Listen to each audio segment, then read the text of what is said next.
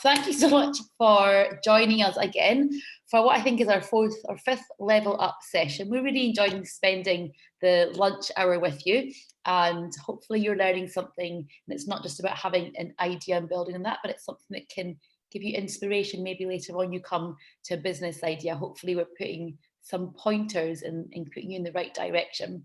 So for those of you that I haven't met, my name is Natasha. And over the last 6 or 7 years, I've worked in a few different places in London, probably helped hundreds of different young people set up many different kinds of businesses, and really love helping people develop their ideas, their entrepreneurial skill sets, and seeing them kind of live to their fullest potential. And also love dogs as well. And I have actually really enjoyed cooking and baking this year, which has been a first. Been getting a little bit more time. So today is going to be on how to create a strong brand identity, and actually a topic that is one that we don't pay enough attention to sometimes at the beginning stages of the journey. And I thought it would be a really fantastic one for you to share some pointers with you at the beginning. So in the initial stages of startup development, I think most entrepreneurs are really preoccupied with the product or the service, first of all. And this is definitely a justifiable strategy. And of course, you need to understand your product or your service and know it inside out. And if you're a first-time entrepreneur, chances are that you're not going to have enough time or money to do absolutely everything at once. And basically, as a startup in these beginning stages, your goal is really you're fighting for the survival of your business. It's such a competitive landscape now. But creating a cohesive and really consistent brand identity for your company, which many first-time entrepreneurs neglect, which is why I wanted to bring this to your attention, is really going to boost your chances of success. And when over 90% of startups do fail, this is why having thought through topics like this is going to be really important for your survival. So today we're going to go through why brand identity is a really important topic. Going to go through some terminology and some simple steps that can help you get started today, which is exciting. So with millions, if not probably billions of businesses really trying to make a name for themselves and make an impact, a strong brand has become absolutely crucial for businesses to differentiate themselves from their competitors. And if you're working to develop your very first brand identity, it is really important that you understand what it takes to create one. And I think what a lot of people think is that plaster your name on everything. And unfortunately, it isn't as simple as that. There's a lot more layers. So we're going to unpack some of that today. And I would say really because of the fierce competition that you have when you have a business, branding is actually something that should be done a lot earlier than what it's used to. And a lot of people think it's something that is given attention later on in the journey. But I'm here to tell you that actually it's really important to focus right at the beginning, and it's going to help your chances of success. So don't deprive yourself of that opportunity. Don't have an attitude of, we'll do it later, because nothing is more permanent than the temporary. You'll end up not doing it and not being effective. So let's go over some terms and what it is. And first of all, why is it important? Well, I'm going to highlight that branding brings your business into light, and it really helps people recognize your existence. It improves your visibility, not just among your customers, but actually among investors, among stakeholders, among so many people that are going to be associated with your business. And it really allows you as a startup to stand out from the crowd.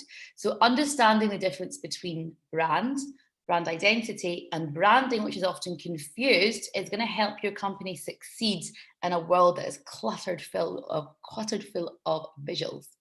So originally the term brand was used when referring to the mark that farmers branded onto their animals, onto their cattle.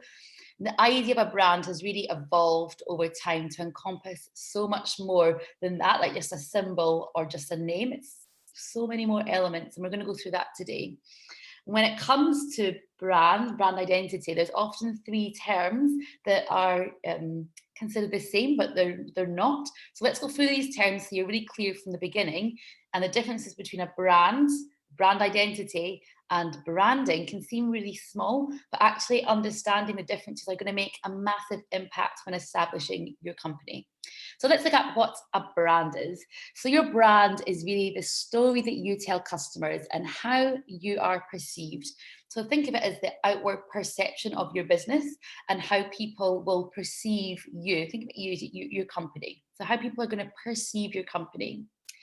So branding is a process used to build awareness and to attract new customers. So a process, not just attracting new customers, but extending customer loyalty, something really important, extending customer loyalty. Promoting your brand, it might be things like blogs, imagery, video content, use of apps, and this all pushes your brand forward. So basically think of this as branding is helping customers quickly identify who you are, like the whole experience of your brand. And then brand identity, let's move on to that, are the tangible elements that aim to be recognizable. They aim to allow you to be recognizable, differentiated, and accessible. These elements come together to form your individual brand image.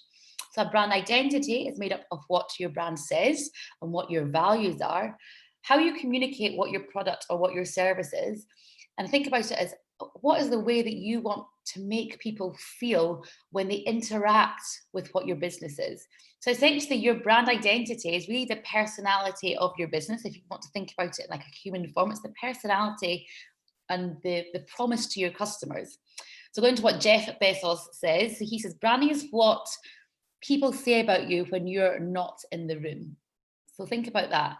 Your product leaves an impression on your customers long after you've made the sale. So what impression is it that your company is making to your customers? When a company's got a really strong brand identity, it will usually be the very first thing that comes to mind when a customer is making a decision to make a purchase. And so with so much competition now and on the rise, there's endless options for customers to choose from. It's so important to have a really strong brand identity from the beginning. And that's going to give you an advantage when a customer is ready to make a purchase. So it's not just about this single interaction. It's really about creating an experience, creating a relationship, and you need to understand what you're known for in order to do that. So brand identity, and it's not just about that single interaction, but it's about increasing the brand loyalty as well, about increasing this relationship that you have with your customers, trusting your customers. And this could maybe include like tone of voice, logo, color, typography, and we're going to come on to that a little bit later on. So designing a brand identity might seem like a daunting process, but I'm going to break that down to some smaller steps for you today, some more kind of easier, attainable sections for you to interact with that's going to make it much more efficient for you. And as I said at the beginning, this is a very vast topic and it's a 45-minute session today. So don't expect to leave here knowing everything, but what I want you to leave here understanding is why it's important and some simple steps that you can take and put into action. So let's just look quickly again, because I keep like to say it again and again. Why is brand identity so important?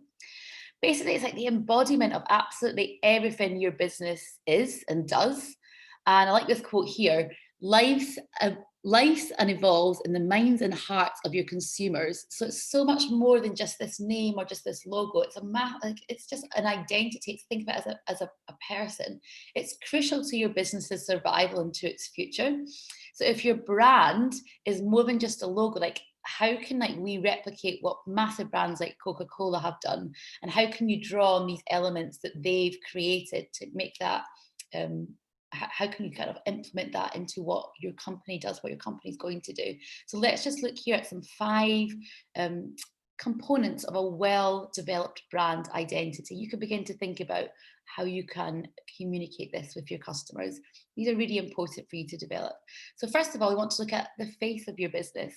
So for all its intent and purposes, your brand logo is really like the face of your business. The face should do a lot more than just looking cool or interesting. Like that isn't, I think a lot of people will set out and want their logo to look those 2 things, but it is so much more than that. It's a contribution to your brand's identity. So it's got to be associative with your identity, but really it's like communicating with the public that this image means this company, the name of your company. And I'm going to do a little bit more on logos shortly, but really, one component, you want the face of the business, and that is your logo. So let's look at the next component, which is credibility and trust. So having a brand identity, it doesn't just make your product, your service more memorable, it actually makes your brand more authoritative in the marketplace. And a brand that establishes a face and maintains that face consistently over a period of time develops credibility among competitors, develops trust among its customers. And this is exactly what you want to do. So moving on to the next component, so advertising impressions. So a brand identity is a template for everything you would include on an advertisement to your business. So whether that might be an advertisement that's print or online or a YouTube video, a brand with a face that's consistent and has industry credibility and is well prepared to promote itself, make impressions on potential buyers. This is a really important component of your brand identity. So next, look at your company's mission. I'll do a little bit more on this shortly. But when you create an identity for your brand, you're giving it something to stand for. That in turn gives your company a purpose. And we all know that companies have got mission statements. Well, you can't have one without first giving your brand an identity. If you don't know what you stand for, how are your customers going to know what you stand for? So it's really important to understand what your mission and your purpose is at the beginning and make sure that's really interlocked with your brand identity. So let's look at the next component, which is generating new customers and delighting existing ones, something that's really important that's left out of the whole experience. Sometimes people are after new customers always, but these existing customers and making sure you're keeping them loyal is so important, and you can keep this to your advantage make it to your advantage for your success. So a brand identity, then with one with a face, one with a trust, one with a mission statements. Really, you want to be giving the customers a sense of belonging, a sense that they are part of this family. When I think about the brands that I'm most faithful to, I feel part of their journey and I feel part of their family, I would say.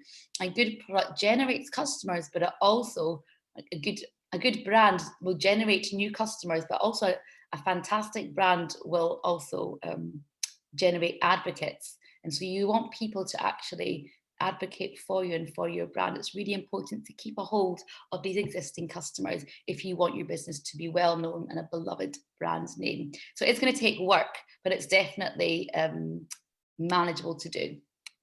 So now we have established 5 components. Let's break these down into some steps that will help you build your brand identity.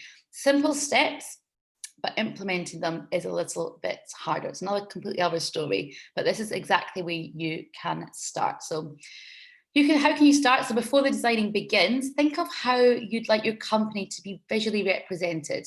So what I would do is actually jot down some adjectives that come to mind when you think of your company, when you think of what your values are, of what your purpose is. So perhaps words like bold, efficient, adaptable, modern, trustworthy. And each of these adjectives can be incorporated as a visual element in your identity. So start off with identifying kind of what's important to you, what's going to be really meaningful for you, what do you stand for. So then now let's have a little look at logos. Get a little bit of water here. So logos. So I think the term brand and logo are often used interchangeably, but let's go back to when I was referring to the face of your business. One element of a brand is the logo. So face of the business, logo. So although the logo can be like the symbol of the business, it's not the whole entirety of a brand, my point is. In fact, creating a logo is just one small step towards creating a strong brand identity. So I think these are really confused sometimes. So let's be clear, your logo is an element of your brand identity, but it means it's just a small part of this whole clog that's going on here. So a very small part, but it needs to enhance the brand. So you want to make it memorable. When every other element is stripped away, can people still identify with your brand? Can they still envision what what your company is, what your product is, and what your identity is? So this is really vital that you can do something. So yes, I've got a little example here. So Google would usually have the different letters represented by different colors, but you can break it down on an app on mobile. You can see that it's smaller. You can still identify really easily, and that's a really good example of a strong logo, a strong one that's been really thought out, and it's a powerful concept, and then implement it in various ways. So some things that you can do with your logo: you can make your logo thoughtful, insightful, exploitative. You want to make it legible at various sizes. That's really, really important. So making sure that it is flexible and it can be adapted. So don't make it too complex, too complicated. Like simple, I think, is always so much more effective. And you want to make sure you just make sure that you can see it no matter what size. So whether it be on a bigger screen you're looking at or a smaller one, exactly what I've said with the Google example.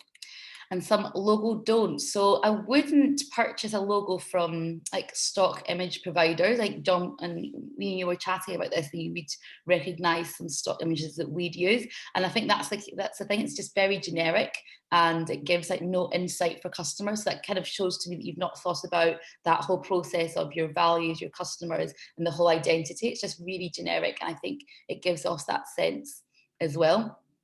Easy to tell like when a logo has been overused. And I would say that even if customers don't realize this on a subconscious level, they will realize it. So I think it's important not to do that. And I think that kind of what that does is it makes a company seem like unprofessional, inexperienced, and just nobody wants to be part of that. I'm saying to you that you need to actually building a relationship and a whole experience. So this is not that. What I would say is there is, maybe I'll take a note to send this out afterwards, there's something that I've used in the past which generates a logo for you, powered by AI, and then I would actually take this, it's a free, you can get a free logo from it, and I would put it onto a platform called Canva, and on Canva then you can actually change with your own fonts design. So I'd use that first of all as a step one, and then put it on Canva. That way you've got power and you've got control, and you are making something that is truly unique. I'll send that out afterwards actually on Canva. So color, very exciting topic, I think. When it comes to like visual perception, I think the brain definitely recognizes this on a psychology level, colors and shapes, and then it's content last. And I think that's so, we really focused on what content is going to be best to use and neglect the kind of the colors and the shapes and the font side of things. Whereas actually as humans, our brain recognizes these things first, which is why it's so important to do research into this in the beginning. Color is like the essence of emotion. And as we're talking through different topics like marketing, brand identity, it's all about a story. It's all about humans. Humans love storytelling and interaction, and color is like the essence of this emotion. So it's really an expression of your personality. So think of your business again as a human, as a personality. It's your company's expression of personality. So massively important to put thought into this. Colors and branding can be key differentiators and identifiers of a product. So for example, like the red of the Coca-Cola logo, we don't necessarily need to see that logo. We always see, although my red poinsettia is, that's kind of Coca-Cola there right now, isn't it? But you see that color and you associate it immediately. The brain doesn't need to see the Coca-Cola logo. It just knows it. So it's really a very powerful tool to use. Really will help you to create a very strong identity. So using color is a prime factor. And understanding color theory, I would say, is essential when designing anything you do, because it is this whole element of connected with people's emotions. Using the wrong color in your brand identity or not being consistent with it can actually create a very confusing scenario for a consumer, because if we look at this, happiness is yellow, and then we're using something grey, but our brand is like happy. I mean, what that does is cause confusion, and I would say it actually puts consumers off and it deters them. So you don't actually want to do this. You need to put research and make sure And again, if you ever wanted to have a chat with myself or Simon to help you understand what's best, we will be on hand to do that. So this is where knowing who your target audience is actually really important, because that will influence exactly what colors you're going to choose. So when people say I'm targeting everybody, well, you're actually making things really hard for you as well, because how are you going to create a brand with color that targets everybody? impossible.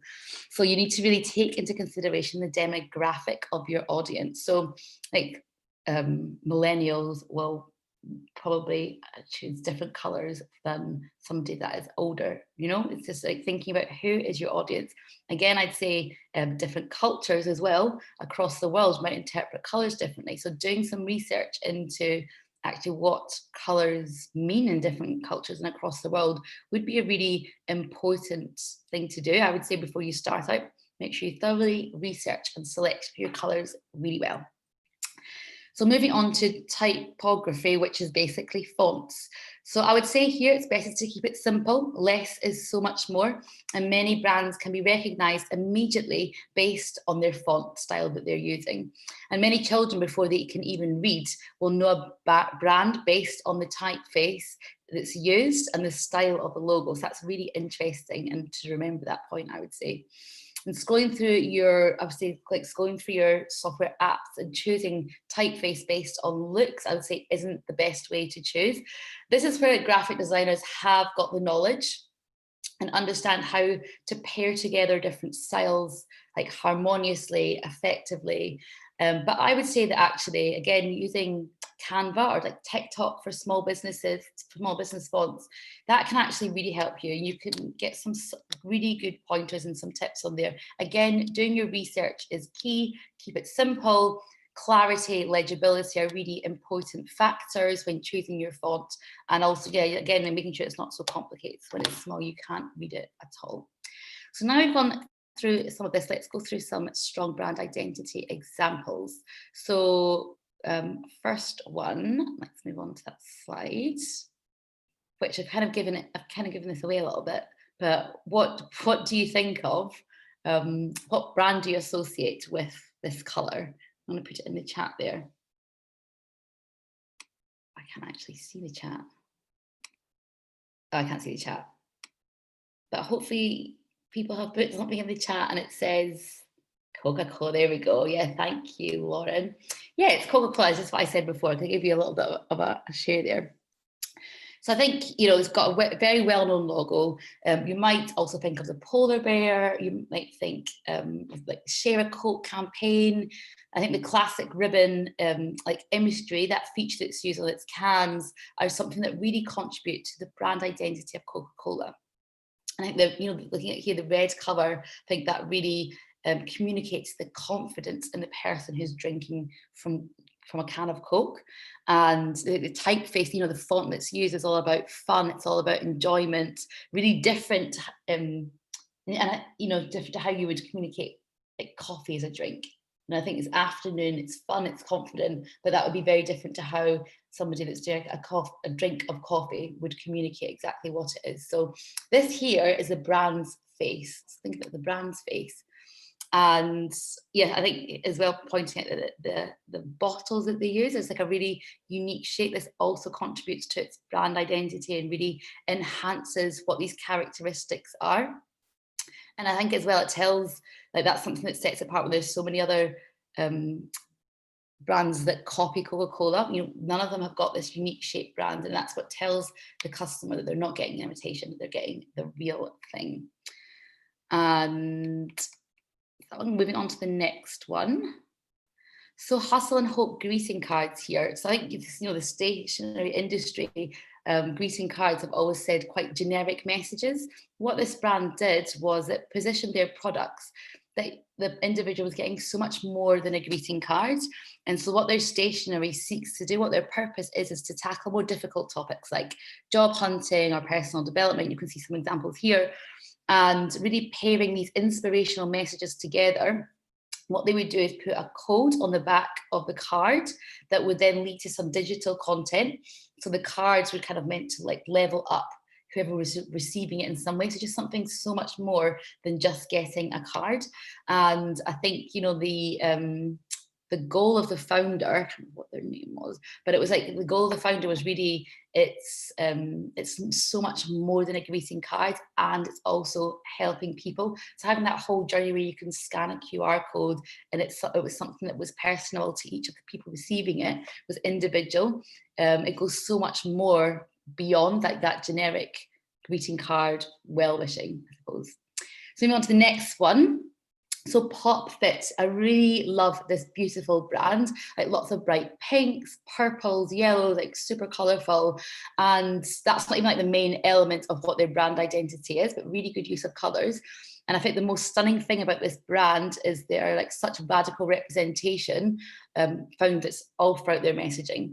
So on their website, actually, it does say that their brand was built on the idea of inclusivity, of representation, of like body positivity. So, you know, typically on catwalks, you'll see a lot of size small, and they make really sure to be inclusive throughout all the content that they're using, and their size ranges from like extra, extra small to extra, extra large.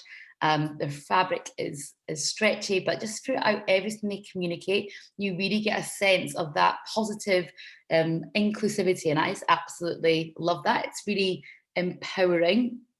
And I think for an industry that doesn't always send such positive messages, I think what they're doing is really incredible. And it's also like a really realistic portrayal of humans, I would say. So let's go on to the next one. So Burt Bees. So I love this brand as well because, I mean, I think first of all, Burt Bees started from really humble beginnings, and it's something that was but beekeeping, selling honey, and it kind of grew into this product that was all about all natural, sustainable beauty products. And I think, you know, one of the main purposes of this company was to reduce our impact in nature and in the world, to protect biodiversity, really preserving our planet. And such a unique logo that they've used, which is just here.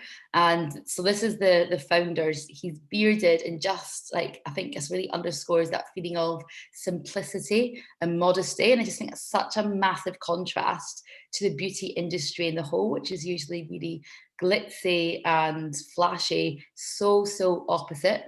And I really love the fact that they've distanced themselves, and also they like the packaging that they use, recyclable. They give back to conservation projects, other green initiatives, and I think that you really get that through even just this simple use of a logo here. So moving on to our next example, Asana. So Asana's mission was to help humanity thrive through enabling the world's teams to work together effortlessly. That was their sentence that summed up what their purpose was. And the founders actually began at Facebook, and I think it was really clear to them that they needed a project management and collaboration tool. And their creation made massive impact on the company in a really positive way. So in Sanskrit, Asana actually refers to a pose which yogis sit in. I'm actually feeling I need to do a bit of yoga right now, actually. And its name pays homage to like the Buddhist principles of focus and flow. And then along with values of doing great things, faster, of teamwork and collaboration, I think this is really manifested so well. So you'll see here that a lot of white space is used, and that's kind of for focus, and bursts of color. I mean, that's just really injecting the energy into the workspace. The 3 dots are like really arranged together. I think that really signifies, you know, the balance, the collaboration is one. It's been a really good example, and I love looking into yoga's, oh god, I think I do need to do yoga logos like more deeply. It's like it's not just about picking something cool that you think looks good. It's really, there's so much layers to it that you have to pay attention to. So let's move on to our next example, Semicolon Bookstore and Gallery. Some really beautiful images worked here.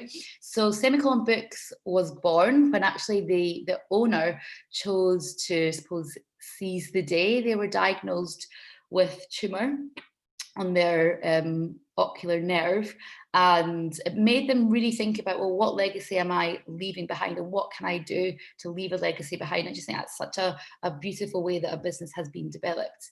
And the store's mission then was all about nurturing this connection between literature, art, the pursuit of knowledge, and the power of words to better the community. You can see through the visuals here that community is a really strong point. And the brand is really committed to Chicago, where they're based, Chicago community, like cultivating this welcoming space for their customers. So they use hashtag clear the shelves, and this initiative allows students to take home books that they want. They can take them home free of charge. And it's really, you know, that purpose is to impact on literacy rates in Chicago. The residents in Chicago are encouraged to BYOB, bring your own book, and you can chill in the store, talk with the owner, just like really creating this space of friendliness, of just personal relationships. And I think, you know, through here as well, you can see like featuring local artists. It's just really showcasing the local community and doing so in a really beautiful way, in a really vibrant way as well. Okay, so just looking at time, for about 15 minutes left. So just going to move on to some ways in which you can create your brand identity, and then I'll go on to the conclusion. Hopefully we've got some time at the end for some questions. Okay, so creating your brand identity. So researching your audience, your value proposition, your competition. So starting off with the research. So just like any other aspect of your business, market research is key. You need to understand, you need to clarify, be confident on what you're doing and why you're doing it. And it'll help you, by doing research, it will help you understand how you can be visually defined. So like, how can you start that? So for example, like, do all your competitors use the same series of colors? For example, like a lot of natural brands will use, or the health fitness, some will use a lot of green. The fitness trend, I think, use really like a lot of this, exactly this color here. Loads of my apps have got that color on it. And I also think as well, like, do you want to be consistent with that competition, or do you want to stand out in a sea of similarity? I think doing your research, and that'll be individual for each person, but understanding, should you be consistent with the rest, or could you actually stand out by doing something really different? Being different, I think, you know, it can be essential. Don't forget about your customer personas, who your target audience is. This will tie in exactly to the color choice that you choose. And this thing, it flows into like the fonts that you use, the imagery, and they all the way that they're interacting with one another. So audience, I've spoken about this already, but what I've said before, like different people want different things, and that you can't target like preteens the same that you would target a college student. Really, really different. So understanding who your target audience is going to have an impact on your brand identity and what you choose and all these different components.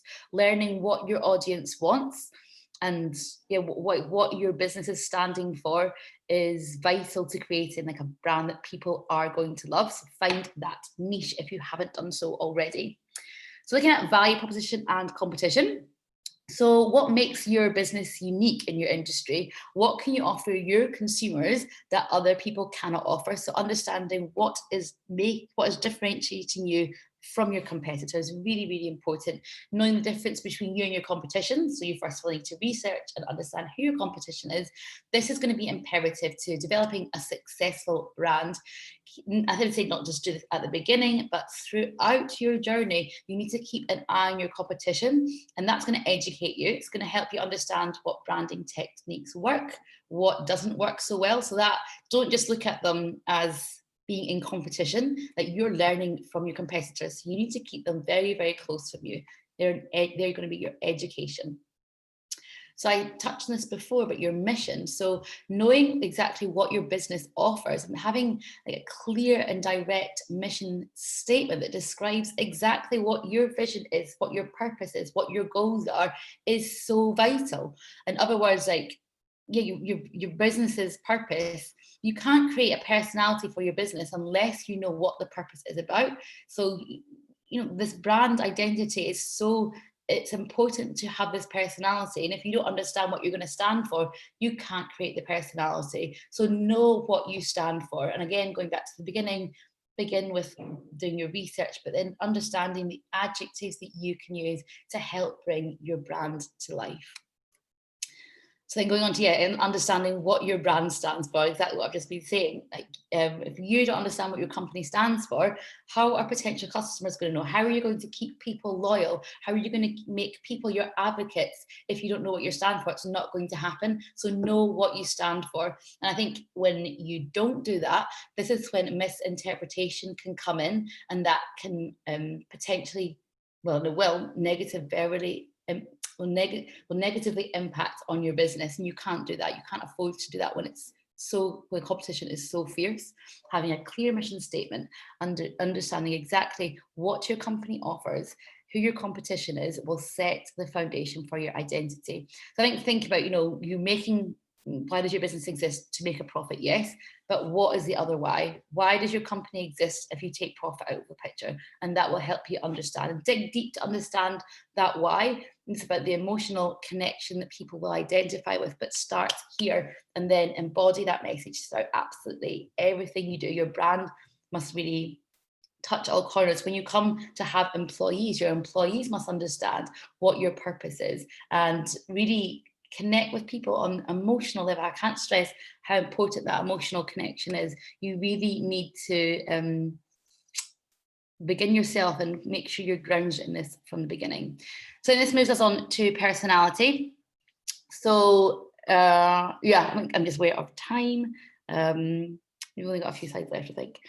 Okay, so yes, really thinking about, well, what is your personality? Thinking about us as humans, like I would know how to describe myself. It would be very different to how I would describe John, for example. We've each got our individual experience. We're all individuals. Think of your business in this way, and then use your fonts, use your colors, use your imagery to then represent who that is, represent that personality. So like, are you confident business with a lot of sass, like Nike would maybe be described like that? Are you quite ritzy, professional, glam? Could be like a brand like Givenchy. Just because you're not these bigger brands doesn't mean you can't have an identity. It's so even more important for you to have that, because otherwise, how are you going to grow? You're not going to grow without a strong brand identity.